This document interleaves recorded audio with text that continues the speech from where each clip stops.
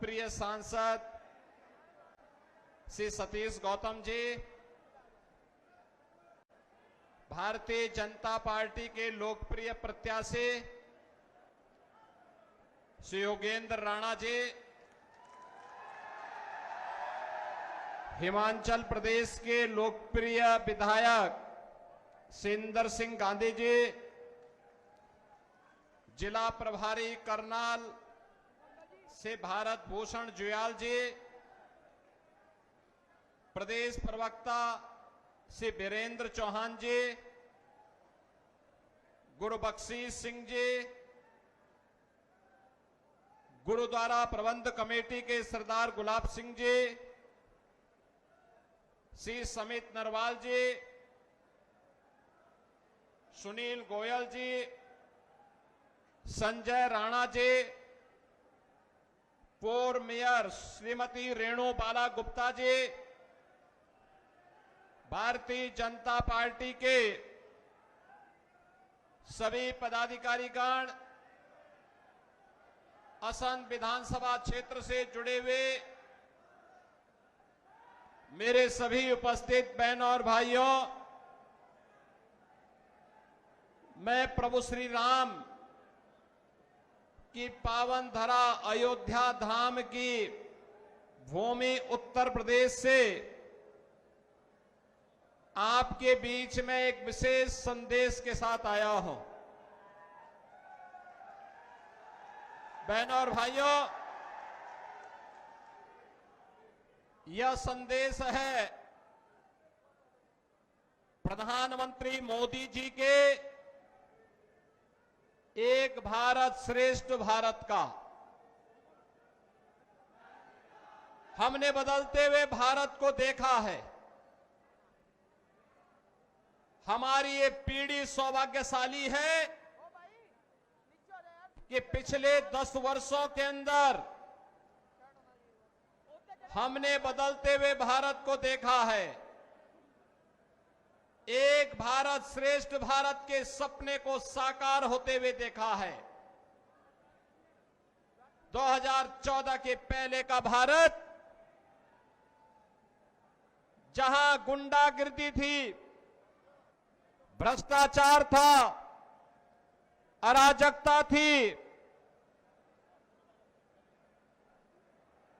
देश की आस्था के साथ खिलवाड़ होता था, सुरक्षा में सेंध लगती थी, और आज का नया भारत है। भारत बिना किसी भेदभाव के योजनाओं का लाभ 140 करोड़ लोगों तक पहुंचाने के लिए जो कार्य प्रधानमंत्री मोदी जी के नेतृत्व में हुआ है, गांव, गरीब, किसान, नौजवान, महिलाएं, समाज के प्रत्येक तबके तक योजना का लाभ मिला है। बहनों और भाइयों, बेटी और बहनों के साथ कांग्रेस सरकार के समय क्या अत्याचार होता था, यह हरियाणा के सेक्स रेशियो से, लिंगानुपात से पता लगता है। देश के अंदर 2014 के पहले सबसे खराब स्थिति हरियाणा की मानी जाती थी। और आज मुझे बताते हुए प्रसन्नता है कि सेक्स रेशियो की जब हम बात करते हैं, लिंगानुपात की हम बात करते हैं, तो 900 पुरुषों पर 1000 पुरुषों पर 900 महिलाओं का ये बेहतरीन अनुपात आज हरियाणा का हुआ है। और याद रखना, जिस समाज में नारी की पूजा होती हो, उसकी गरिमा की रक्षा होती हो, उस समाज को और उस देश को आगे बढ़ने से कोई ताकत रोक नहीं सकती है। और हमारे हरियाणा ने यह करके दिखाया है 10 वर्षों में। हमारे हरियाणा ने यह करके दिखाया है। बहनों और भाइयों, जो कांग्रेस की सरकार के समय, बहुजन समाज पार्टी की सरकार के समय जो असंभव था, वह मोदी जी ने संभव करके दिखाया है। याद करिए, आज आपके करनाल में हरियाणा का पहला मेडिकल यूनिवर्सिटी भी खुल चुका है। हरियाणा के जितने मेडिकल कॉलेज बनेंगे ना, ये सब मेडिकल कॉलेज यहां से एफिलेटेड होंगे। आपकी एक नई पहचान मिलने वाली है। हरियाणा के पास अपना एक मेडिकल यूनिवर्सिटी है, एक स्पोर्ट्स यूनिवर्सिटी भी है। आज हरियाणा में हर घर नल की योजना भी है। तो हरियाणा आज अराजकता और भ्रष्टाचार का नहीं, परिवारवाद का नहीं, बल्कि विकास का एक नया मॉडल बनकर के उभरा है। ये डबल इंजन सरकार की ताकत इस रूप में आज हरियाणा में देखने को मिल रही है। बहनों और भाइयों, मैं इससे पहले एक सभा में था और इससे पहले कि जिस सभा में मैं था, वहां पर सभा में जाने के पहले एकदम मंच के पास थोड़ी दूरी पर भारतीय जनता पार्टी के कार्यकर्ताओं ने महाराणा कुंभा की भव्य प्रतिमा पर माल्यार्पण का कार्यक्रम रखा हुआ था। आप याद करिए, इस महान योद्धा ने भारत की सुरक्षा के लिए, भारत की संप्रभुता के लिए उस कालखंड में जो योगदान दिया था, आज भी उस महान योद्धा को, चाहे वह महान योद्धाओं में महाराणा कुंभा हो, महाराणा सांगा हो, महाराणा प्रताप हो या पृथ्वीराज चौहान हो, इन महान योद्धाओं का योगदान भारत के लिए था, अपने लिए नहीं, स्वदेश और स्वधर्म के लिए था। और याद रखना, हम सबका योगदान भी अपने देश के लिए होना चाहिए। स्वदेश और स्वधर्म के लिए हमारा सब कुछ समर्पण होना चाहिए। जब देश की बात आएगी, स्वधर्म की बात आएगी, तो इससे बढ़कर के कुछ नहीं हो सकता है। इससे बढ़कर के कुछ नहीं हो सकता है। हमारे पूर्वजों ने यही तो हमें प्रेरणा दी है। यही कारण रहा है, एक विदेशी आक्रांता 500 वर्ष पहले अयोध्या में रामलला के मंदिर को क्षतिग्रस्त करता है, अपवित्र करता है। लेकिन जब ये देश स्वतंत्र था, हम मानते थे कुछ नहीं हो सकता, तब भी हिंदू लड़ता रहा। लाखों हिंदुओं ने अपनी शहादत दी। लेकिन 1947 में देश आजाद होता है। बहनों और भाइयों, स्वतंत्र भारत में कांग्रेस का दायित्व था कि पहला कार्यकर्ता अयोध्या में रामलला के भव्य मंदिर के निर्माण का मार्ग प्रशस्त करता। कांग्रेस ने नहीं किया, क्योंकि कांग्रेस को भारत की आस्था का नहीं, अपने वोट बैंक की चिंता थी। उन्हें सत्ता चाहिए थी, देश की कीमत पर सत्ता। याद करिए, पाकिस्तान में ननकाना साहिब कॉरिडोर बनाने के लिए कांग्रेस ने रोड़े अटकाने का कार्य किए थे। आज भी ननकाना साहिब में, वहां पर जब गुरु गोविंद सिंह जी महाराज की प्रकाश पर्व आता है, वहां पे हरि कीर्तन नहीं करने दिया जाता है, रोका जाता है। कांग्रेस का इतिहास तो कत्लेआम का रहा है।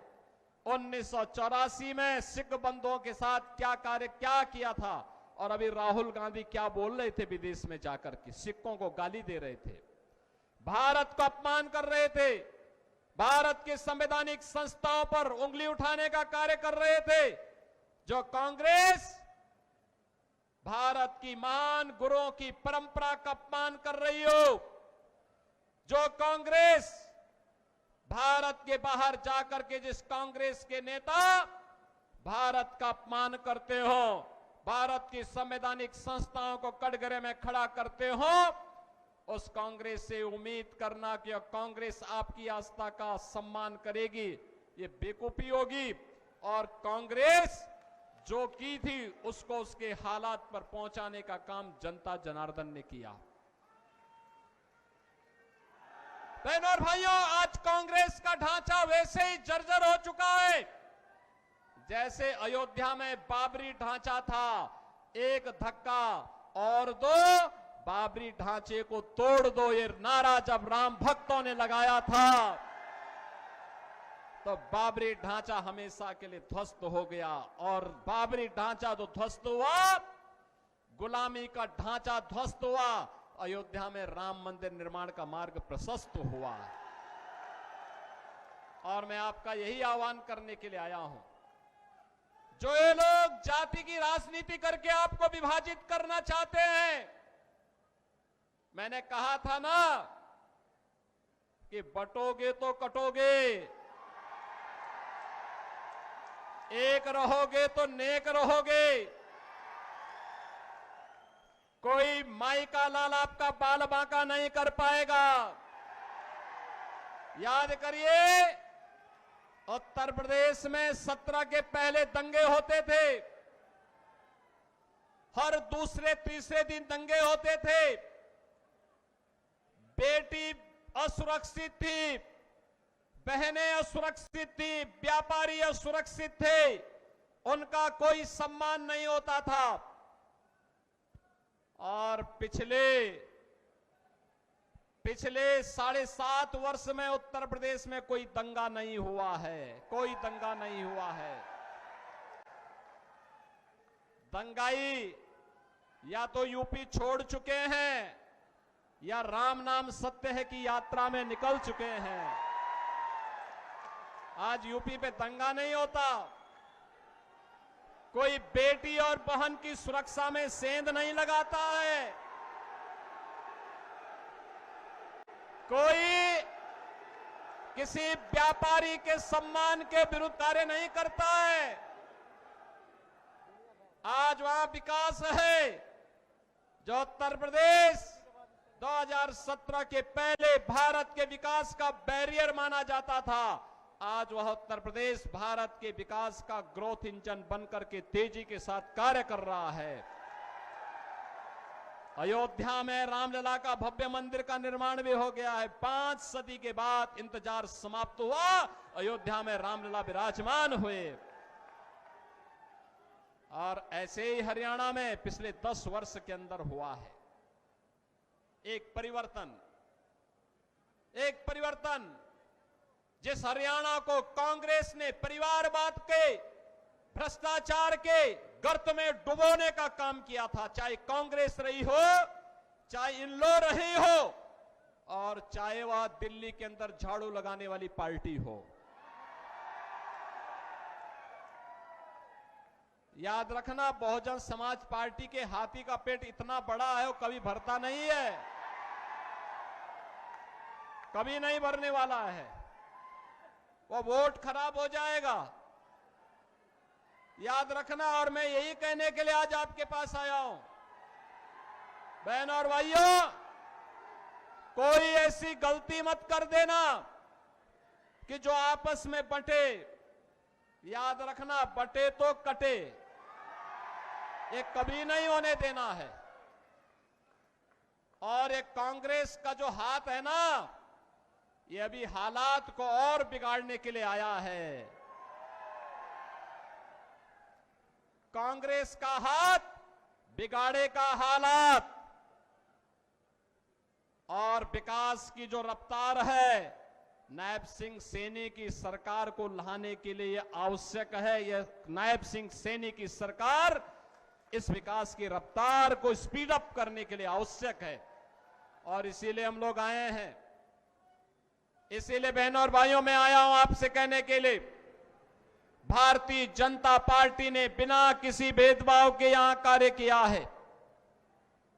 श्री मनोहर लाल खट्टर जी के नेतृत्व में रहो या नायब सिंह सैनी जी के नेतृत्व में, प्रधानमंत्री मोदी जी का मार्गदर्शन है। भ्रष्टाचार हरियाणा समाप्त, हरियाणा का समाप्त, गुंडागर्दी समाप्त, चौथ वसूली समाप्त, विकास की नई नई स्पीड, कनेक्टिविटी की बेहतरीन कार्य, हर घर नल की योजना, हर गरीब के पास आवास की सुविधा, हर गरीब को राशन की सुविधा, आयुष्मान भारत भी है, किसानों के लिए किसान सम्मान निधि भी है।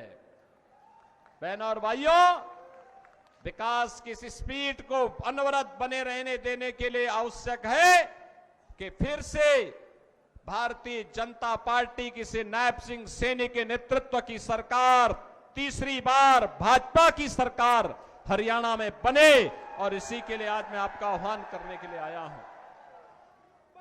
श्री योगेंद्र राणा को भारतीय जनता पार्टी ने अपने कर्मक कार्यकर्ता को अपने बीच में चुनाव मैदान में उतारा है। बहनों और भाइयों, ये जो कांग्रेस 1984 के सिख बंदों की हत्या के लिए कटघरे में खड़ी है, इसको कभी भी बर्दाश्त मत करना, इसको स्वीकार मत करना, इसको एक सिरे से खारिज करो।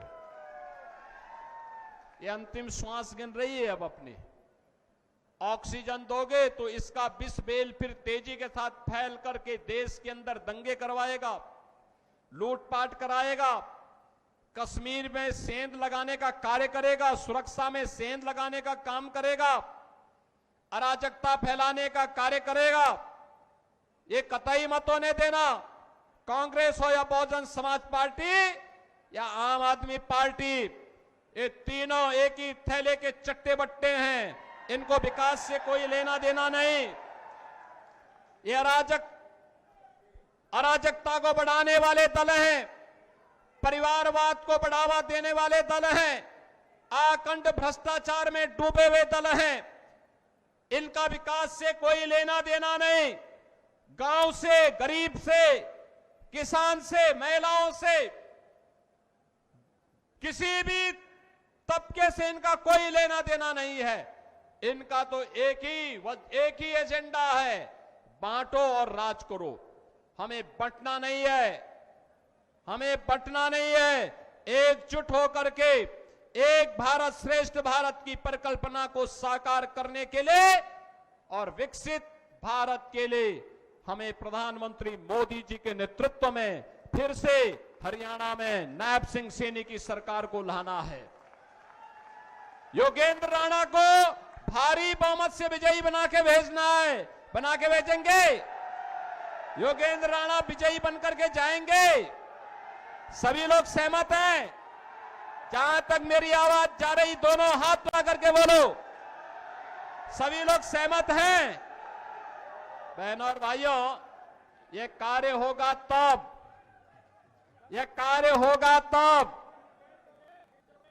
जब आप सभी लोग, जितने भी लोग हैं, 5 अक्टूबर को जब वोटिंग होगी, 5 अक्टूबर की वोटिंग के दिन याद रखना, तब नवरात्रि का पर्व भी हो रहा होगा। 5 अक्टूबर को अपने घर में रहना है।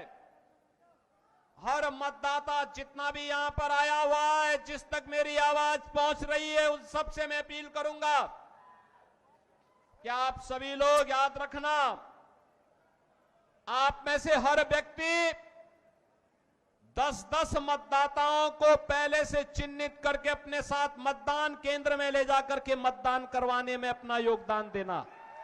करेंगे? सभी लोग करेंगे? ये जो मंच पंडाल के बाहर जो लोग हैं, वे लोग भी करेंगे। इस पार उस पार सभी लोग सहमत हैं?